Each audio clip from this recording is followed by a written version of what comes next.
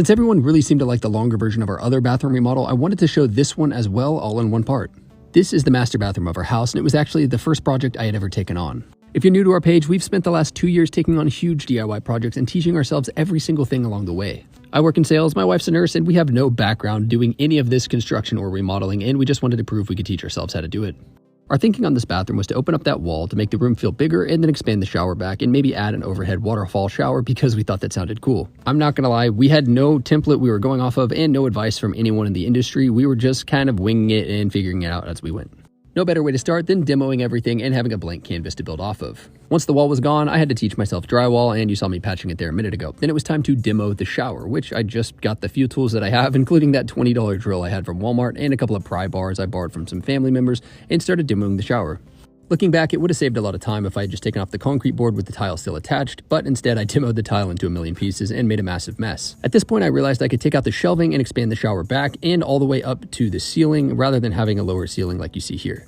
I removed all of the insulation and the framing of that wall, which left me with this, the base of the shower, and I didn't realize, but that was actually a massive pain to remove. It took some back-breaking work, but eventually I was able to get down to the shower pan and that concrete curb, remove them all, vacuum it up, and then have this. I know some DIYers would do the plumbing themselves, but we're the type to do almost all the work and then hire the professionals for something that could potentially ruin the whole project in the end if I were to screw it up. Once the plumber put in the new mixing valve, the pipes, and the overhead shower head attachment, we decided to put in the new R13 insulation, which is code in Oklahoma. Some people are going to disagree, but it is. You can see on the left side, we put in a pony wall and drywall right there, which is going to be kind of like a half wall between the toilet and the shower. Then it was time for this Schluter system. Now, if you've never heard of this, this is a waterproofing system that you can put your tile directly over. It is extremely beginner and user-friendly. I had done quite a bit of research on what kind of shower I wanted to do, and this one seemed like the most beginner-friendly, which was important to me considering I had never done anything like this before. This orange stuff is called Kerdi Board by Schluter, and it's extremely easy and lightweight to use. What's nice is you just cut it to size, just like you're doing drywall. This is the shower bench, and the same way, you'd literally just cut it with a utility knife. It's extremely strong. Don't be deceived by that.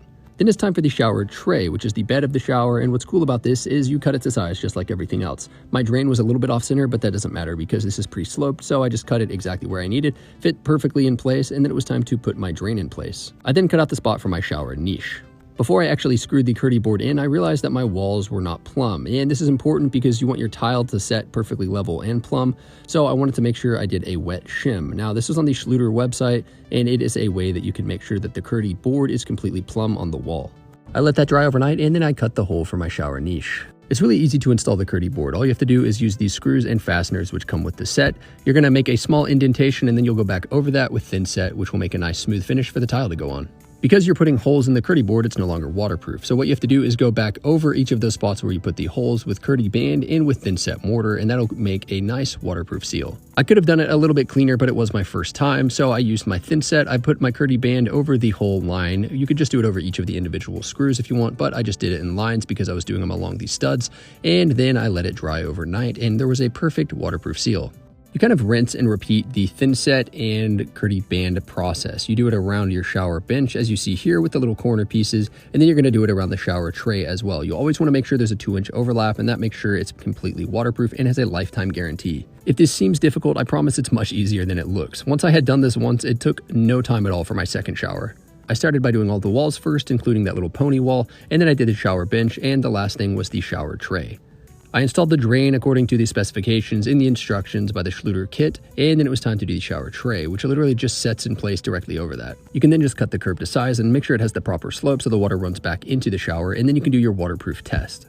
Fill it with water, make a mark just above the water line, and come back after 24 hours. If the water is in the exact same spot, then it is completely waterproof, there's no leak, and you want to make sure that it's draining properly, like this one. It was in time for tile, which I had never done before, and I learned about using a ledger board, which is a perfectly level board that you're starting your tile off of. I borrowed a wet saw from a friend and got to work. I was using 6x12 tile, and I bought this laser level from Lowe's just to make sure I was staying centered with all my tile placement. Now, this was my first time ever doing tile of any kind, so it did take a long time, and I was really taking my time. I think it actually might have taken a couple of weeks to finish the entire shower. We went with this white marble by Riyadh Tile, which honestly would surprise you on the price. They have really affordable tile. I really took a lot of time thinking through the tile placement to make sure that it was done well and properly the first time. Make sure to back butter your tile. If you don't know what that is, just look it up. Then it was time to grout, which I just used white grout to go along with the white marble tile. This was a several month process because I was doing it after my 9-to-5 job, but I was extremely happy with the results. We hired a company to install the glass doors as the final touch, but here's the before and the after. Make sure to follow for more DIY.